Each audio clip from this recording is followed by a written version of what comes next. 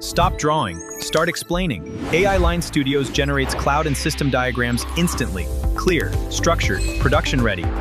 Hello everyone, welcome to ALN Studio tutorial 95, and today's topic is how to add a breathing node animation in network diagram in ALN Studio. So after successfully registering on the platform, the next page you would be redirected to is the workspace page. Over there you need to select cloud architecture feature, and in the next page you would be gone and you would need to select a type from the pop-up. So kindly select system architecture type. Why? Because in ALN Studio, to generate any network architecture diagram, you can generate it through system architecture diagram. And I generated the diagram for my use case, which is a small office setup with internet, modem, firewall, and employees are trying to connect to the internet. Okay. Now the next thing is, today we are talking about the animation. So kindly go to the animation panel, click on the breathing node animation.